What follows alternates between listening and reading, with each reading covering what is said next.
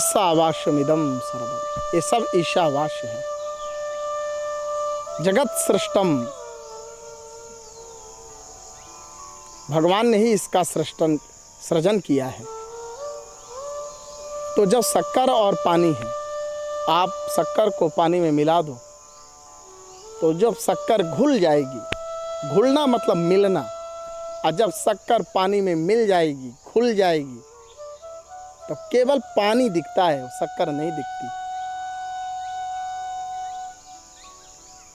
शक्कर मिल जाती है। मिलना मतलब परमात्मा में परिणति। तो शक्कर को पानी मिला लेता है और पानी शक्कर में मिल जाता है, दोनों एक ही बात है। जगत में जगदीश कहो चाहे जगदीश में जगत कहो, एक ही बात है। अभिन्न निमित्तोपादान कारण। मिट्टी का घड़ा है, घड़ा का मिट्टी, मिट्टी का घड़ा और घड़ा मिट्टी का। ये इसलिए ये मैं कहना चाहता हूँ कि ये जो समाधि है, एक ही भाव का नाम समाधि, परमात्मा में मिल जाना। ये जीव अलग कब है? जब तक ये भेद बुद्धि है।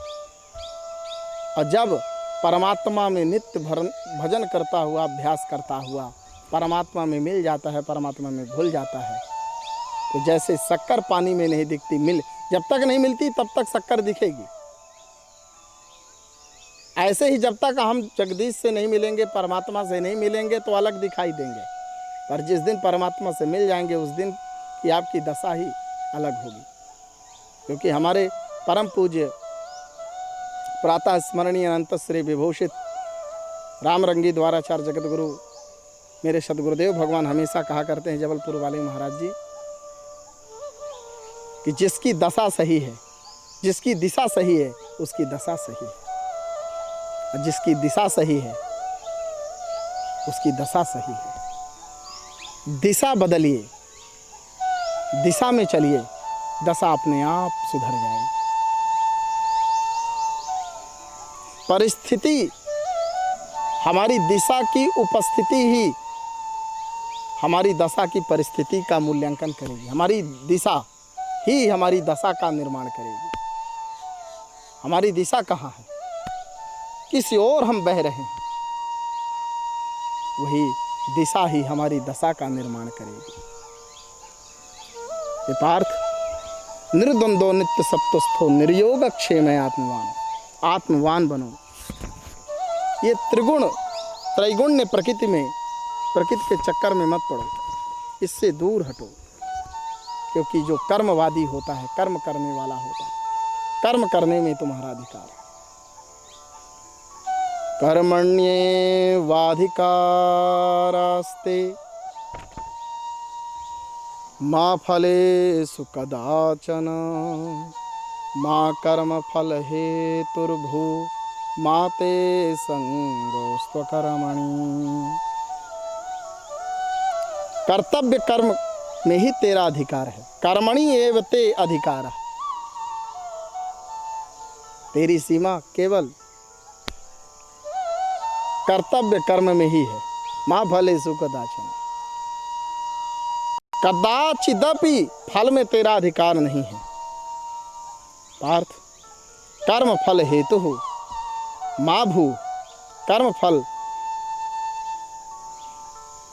की चिंता मत करो। अकर्मणि संगः मा आस्तु, कर्म में, कर्म ना करने में भी आसक्ति ना हो। इसीलिए भगवान ने कहा है माँ कर्म फल हेतुर्भु और माते संगोस्तु कर्मणि।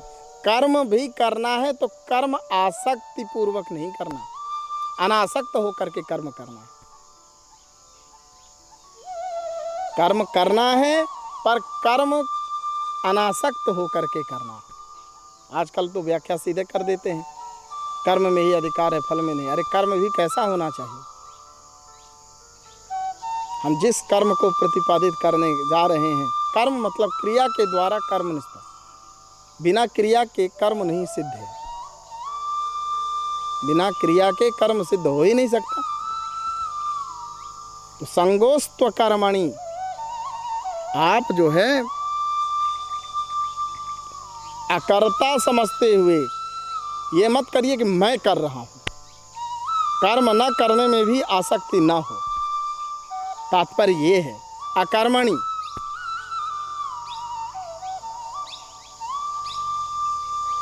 तो कर्म करना है पर कर्म फल की इच्छा नहीं रखना, और अनासक्त होकर के अकर्ता बन के मैं करता नहीं, मुझसे कोई करा रहा है मैं कर रहा हूँ, तब जाके कर्म सिद्ध होगा।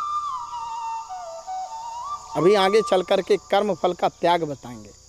सच्चा कर्म योगी वही है जो कर्म फल का त्याग करके चलता है।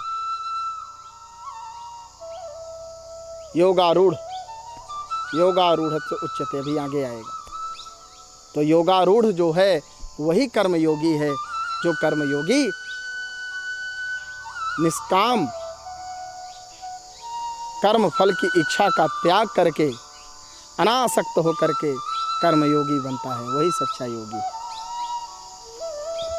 आज हम लोग क्या करते हैं, हम लोगों की दशा क्या है, अभी कर्म किए नहीं हैं और कर्म फल की इच्छा कर बैठे।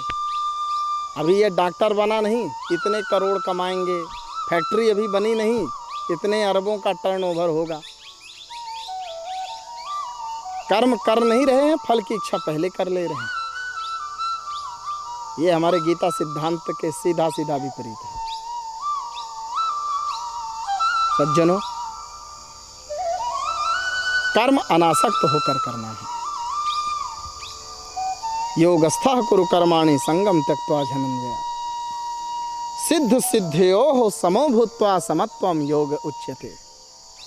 हे धनंजय, संगम त्यक्त्वा, आसक्ति का त्याग करके, आसक्ति मतलब कर्तापन की जो आसक्ति है, मैं कर रहा हूं,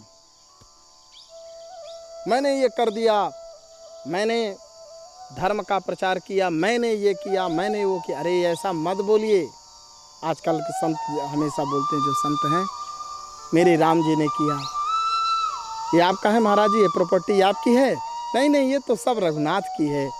ये जो संपत्ति आपको दिख रही है ना, ये सब रघुनाथ की है, परमात्मा की है, मेरे राम जी की है, मैं भी राम जी का हूँ। ऐसा भाव रखता है। संगम त्यक्त्वा धनंजय, इसलिए कर्तापन का त्याग करो। कर्म करना है पर कर्तापन का त्याग करके कर्म करना है पार्थ। इसलिए सिद्ध सिद्धयोः, सिद्धि असिद्धि में समो भूत्वा, सिद्धि मिल जाए तो ठीक, ना मिले तो ठीक, तो सिद्ध सिद्धयोः समो भूत्वा, सिद्धि असिद्धि में जो समभाव रहता है, समत्वम योग उच्यते, कहते हैं वो योग में स्थित हुआ कर्मों को कर, समत्वम योग उच्यते, समत्व ही योग को कहा जाता है। समत्व योग ही कहा जाएगा, समत्वम योग उच्यते। जो सिद्धि असिद्धि में, सुख दुख हानि लाभ जय पराजय में सम रहे, यही सच्चा समत्व योग है। समत्व योग का तात्पर्य है जिसमें सब कुछ समा जाए, वही समत्व है। जैसे सारी नदियां बहती हैं अपनी अपनी दिशाओं में और जाकर के समुद्र में ही मिल जाती हैं, समा जाती हैं। तो सारी नदियां समुद्र में समाती हैं, तो सारा उद्वेग, सुख दुख हानि लाभ जय पराजय जो एक में ही समाहित हो जाए, वही सच्चा समत्व योग है पार्थ। इसलिए समत्व ही योग है। बुद्धौ शरण मन विच्छा कृपण फल हेतव, यहाँ बुद्धौ का तात्पर्य है, बुद्धि का अर्थ है समता। हमारी बुद्धि कैसे हो? समभाव वाली। ऊंच नीच का भेदभाव, सुख दुख हानि लाभ जय पराजय, सब में सिद्धि असिद्धि में जो समभाव रखता है, ऊंच नीच का भेदभाव, सीधी सी बात कहूं ठेठ भाषा में, भेद रहित बुद्धि समता कहलाती है। इसलिए बुद्धौ शरणम अनविच्छ, अनुपश्चात विच्छ, विच्छ गतौ धातु से विच्छत विच्छता विच्छन्ति, तो विच्छ का अर्थ है बुद्धि समभाव, समत्व योग में का आश्रय लो, समत्त योग का आश्रय लो, क्योंकि फल हेतु बनने वाले अत्यंत दीन हैं। इसलिए फल का हेतु नहीं बनना, फल का कारण पार्थ तुम्हें नहीं बनना। इसलिए कहते हैं फल हेतवः कृपणः। जो फल कर्म करके फल की इच्छा रखने वाले हैं वो सब के सब कृपण हैं, स्वार्थी हैं। भगवान के मंदिर में जो भी आजकल जाते हैं, वाह रे भगवान और वाह रे आज के लोग, सब के सब जो है भगवान को हृदय से निकाल के मंदिर में पधरा दिए, और मंदिर में भी अच्छे से कोई पूजा पाठ नहीं हो रहा। भगवान तो नित्य शुद्ध बुद्ध मुक्त स्वरूप हमारे हृदय में विराजमान है। आत्मस्थ होना ही सच्चे स्वास्थ्य का पहचान है। इसलिए पार्थ बुद्धि की शरण लीजिए, समता योग की शरण लीजिए। अरे फल का हेतु तो कृपण लोग लेते हैं, आप कृपण थोड़ी ना हो। तस्माद् योगायुध्यस्य योगः कर्मसु कौशलम।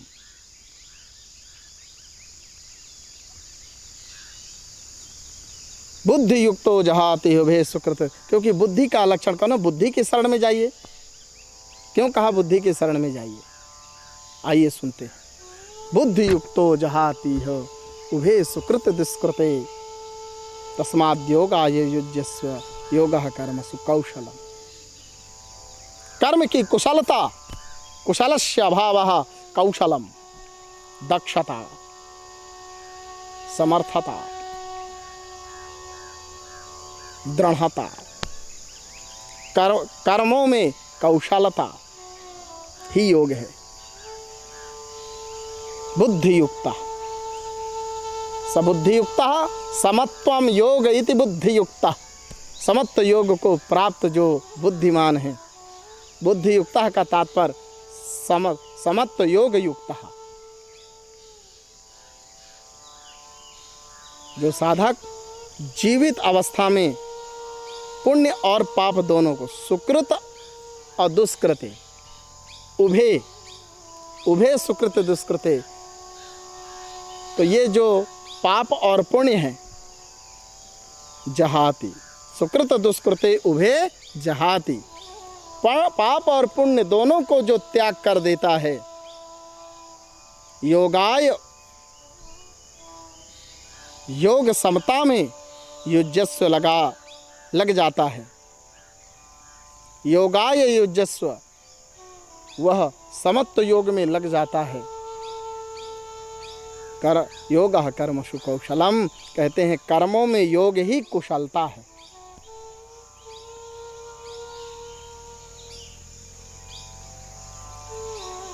कर्म को योग बनाओ, यही कुशलता है। बहुत चतुर बनने की कोशिश मत करो। आज हम सांसारिक विषयों को पाकर के चतुर बन रहे हैं। अरे भैया, सबसे बड़े मूर्ख हो आप। केवल धन संपत्ति कमाना, सुख दुख और केवल विषयोपभोग करना ही सुख है, ऐसा जो मानता है वो मूढ़ है। जो योगी है वो बुद्धि युक्त हो जाता है, समत्व योग को प्राप्त होता है। पाप पुण्य के फल का त्याग करके कुशल योगी बनता है। योगः कर्मसु कौशलम। कर्मों को योग में परिणति करो। कर्मसु योगः कौशलम, यही कुशलता है। कर्मों को योग में परिणति कर लो। और वो कौन सा योग है? समत्वम योग उच्यते, समत्व भाव को प्राप्त हो जाओ। यही आपकी कुशलता है, यही आपकी चतुरता है। एक सेठ जी थे, धन खूब कमाते थे, बड़ी फैक्ट्री लगा के बड़ा संपत्ति थी उनके पास। तो जो विषयासक्त मनुष्य है उसी को वो पुरुषार्थ समझता है, उसी की वो कुशलता समझता है, जो कि ये है असत्य है। सांसारिक सुख की प्राप्ति के द्वारा हम ठग लिए गए। वैसे भी ब्रह्मा जी ने आँखों को बहिर्मुखी बना कर, इंद्रियों को बहिर्मुखी बना करके आंखें बाहर के संसार को देखती हैं, कान बाहर के शब्दों को सुनते हैं, जीवा बाहर के पदार्थों का रसस्वादन करती है, हाथ जो है बाहर बाह्य पदार्थों का स्पर्श करते हैं। तो सारी इंद्रियां बहिर्मुख करके हमें अंतःकरण में विराजमान परमात्मा के विपरीत कर दिया है। तो ये जो मूर्ख प्राणी है इस संसार के बाह्य विषयों को देख करके ही सब अपनी सफलता समझता है, और जो योगी है तो ब्रह्मा जी ने तो हमसे ठगी ही किया, हम सभी प्राणियों से बहिर्मुखी इंद्रियां बना करके विषयोपभोगी बना दिया, क्योंकि इंद्रियां बाह्य दर्शन ही करती हैं, अंदर का दर्शन तो विवेकी पुरुष करता है। नहीं कहते विवेक की आंखों से ही परमात्मा का दर्शन होगा, दिव्य दृष्टि, विवेक की दृष्टि से परमात्मा, यही हमारी कुशलता है। कर्मसु योगः, कर्म को योग बनाओ और वो योग समत्व से संबंधित हो, तो यही आपकी कुशलता है। भगवान ने कहा है कर्मजम बुद्धि युक्ता ही फलम त्यक्त्वा मनीषिणः, जो कर्म से उत्पन्न होने वाली जो बुद्धि है, समता युक्त बुद्धिमान साधक कर्मजम, कर्मजन्य जो फल है, संसार मात्र का त्याग कर, त्यक्त्वा त्याग करके जन्म बंध विनिर्मुक्त, जन्म रूपी बंधन से मुक्त होकर के अनामयम पदम गच्छामि, निर्विकार मुझ नित्य अव्यय तत्व को प्राप्त कर लेता है। बड़ा सुंदर ज्ञानोपदेश परमात्मा ने दिया। अब अर्जुन यही कहते हैं कि हे प्रभु, भगवान कहते हैं कि समाधा अचला बुद्धि तदा योगम अवाप्स्यसि। भगवान ने कह दिया ये बुद्धौ शरण मन भिक्षा का तात्पर्य है समाधौ अचलौ बुद्धि। अचला न चला अचला, यह चलायमानः बुद्धि नास्ति, अचला बुद्धि, समाधौ अचला बुद्धि तदा योगम अवाप्स्यसि। भगवान कहते हैं शास्त्रीय मतभेदों से विचलित हुई ये जो तेरी बुद्धि है, कहते हैं बुद्धि निश्चला स्थास्यसि, बुद्धि को निश्चल हो जाएगी और परमात्मा में, समाधौ मतलब परमात्मा में समा जाएगी, अचला हो जाएगी। कहते हैं ना कि जब पानी में रेत को डालिए और हिलाइए, तो जब तक जल हिलेगा तब तक रेत भी हिलेगी, और जब जल स्थिर हो जाएगा तो रेत भी स्थिर हो जाएगी। ऐसे ही स्थिर परमात्मा में जब हमारा चंचल मन स्थिर हो जाएगा, लगा दोगे तो चलायमान ये जो मन है ये परमात्मा में स्थिर हो जाएगा, क्योंकि परमात्मा खुद स्थिर है। स्थित परमात्मा में समाधौ अचला बुद्धि। और कहते हैं तदा योगम अवाप्स्यसि, उसी काल में योग को प्राप्त हो जाएगा। कौन सा योग? समत्व योग को प्राप्त हो जाएगा। अब यहाँ पर अर्जुन प्रश्न कर रहे हैं। क्या कर रहे हैं प्रश्न? बड़ा अलौकिक प्रश्न किया अर्जुन ने। इस प्रश्नोत्तरी को जरूर सुने, क्योंकि स्थित प्रज्ञ का लक्षण अब मैं बताने जा रहा हूं। किसे कहते हैं स्थित प्रज्ञ? क्या लक्षण है स्थिति प्रज्ञ का? स्थित प्रज्ञ का जो लक्षण भगवान ने किया है वो अलौकिक असाधारण है। इसलिए गीता का जो स्थित प्रज्ञ, उसे जरूर श्रवण कीजिए। अर्जुन उवाच, अर्जुन ने प्रश्न किया, स्थित प्रज्ञस्य का भाषा समाधिस्थस्य केशव, स्थितिः किं प्रभासेत किमासेत ब्रजेति किम।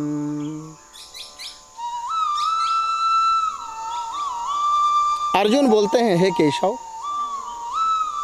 समाधिस्थस्य, परमात्मा में जिस, आपने तो कहा समाधा वचला बुद्धि तदा योगम अवाप्स्यसि, तो समत्व योग को तो प्राप्त हो गया पार्थ, हे प्रभु, पर समाधिस्थस्य स्थित प्रज्ञस्य का भाषा स्थिति किम प्रभासेत किम आसेत ब्रजेति किम। अब आप मुझे ये बताइए कि परमात्मा में जो स्थित है, समाधिस्थस्य समाधानम समाधि, जो परमात्मा में समा चुका है, जिसकी बुद्धि परमात्मा में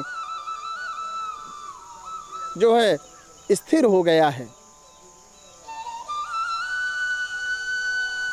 इसलिए मैं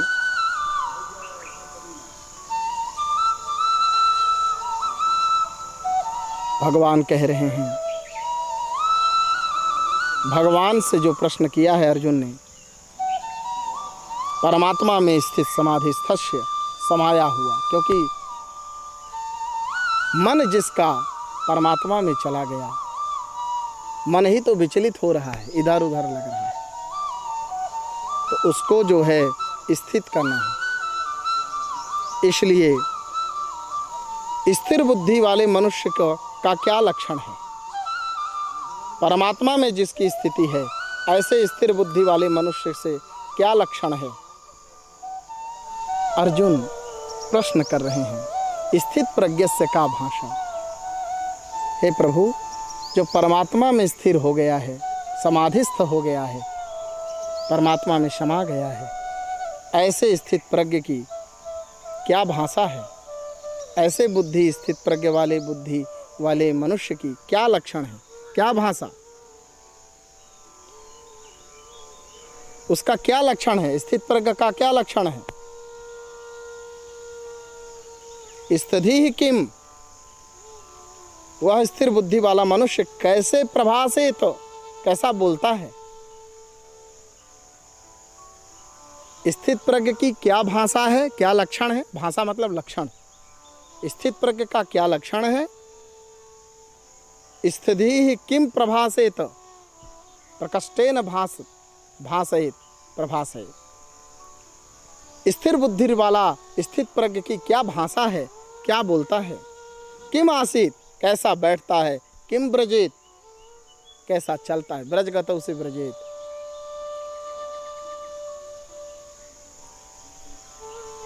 तब भगवान कहते हैं, ये प्रश्न है अर्जुन के कि स्थिर बुद्धि का क्या लक्षण है, वह कैसा बोलता है, वह कैसा बैठता है, किम आसीत किम ब्रजेत, कैसा चलता है, और किम ब्रजेत, कैसा व्यवहार करता है। तब भगवान कहते हैं, अर्जुन, प्रजहाति यदा कामान सर्वान् पार्थ मनोगतान् आत्मन्नेवात्मनः तुष्ट स्थित प्रज्ञस्य दोच्यते। कहते हैं भगवान, अर्जुन, ये पार्थ पृथानंदन, यदा मनोगतान, जिस काल में साधक मन में आई हुई, मनः आगतान मनोगतान, मन में आई हुई सर्वान कामान, संपूर्ण कामनाओं को प्रजाहाति भली भांति त्याग देता है, और आत्मना आत्मनि एव तुष्टः, सबसे बड़ी बात है। कहते हैं भगवान, आत्मन्नेव आत्मनि एव आत्मनः तुष्ट, जो आत्मा में ही रमण करने वाला है, आत्मन्नेव आत्मनः तुष्ट स्थित प्रज्ञस्य उच्यते। अर्जुन, जो व्यक्ति, जो साधक सर्वान मनोगतान, जो हमारे मन में आने वाली जो कामनाएं हैं, कामान मनोगतान प्रजाहाति, मन में उत्पन्न होने वाली जो इच्छाएं हैं, उन इच्छाओं का जो त्याग करता है,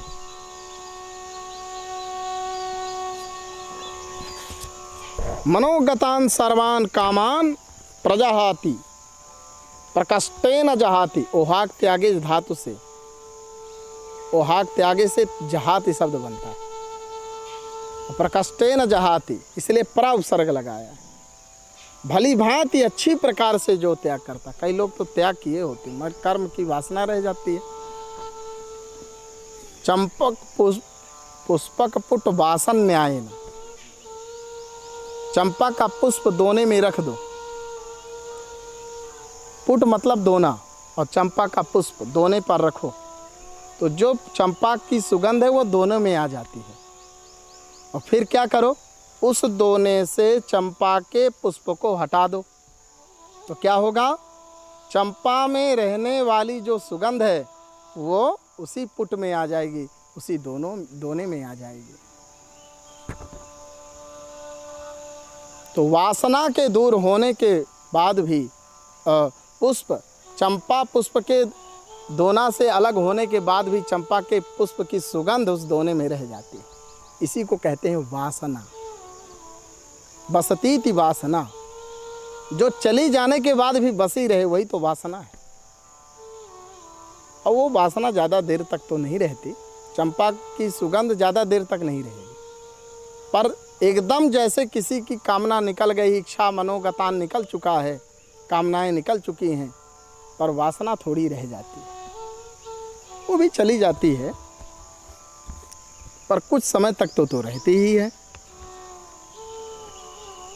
तो जो सभी कामनाओं को, मन में उत्पन्न जो कामनाओं को प्रजाहाति त्याग देता है और आत्मना आत्मनि एव तुष्टः, आत्मना जो तृतीया विभक्ति का रूप और आत्मनि सप्तमी के एक वचन का रूप है। तात्पर्य क्या हुआ, आत्मा मतलब अपने आप से,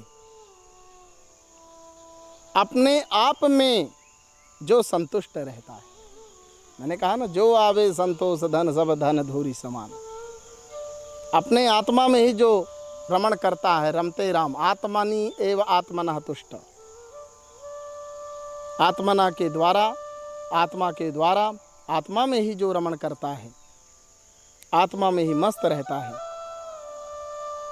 आत्मा में ही संतुष्ट रहता है, तदा उसी काल में स्थित प्रज्ञ उच्च, उसी काल में वह साधक स्थित प्रज्ञ वाला साधक कहलाता है,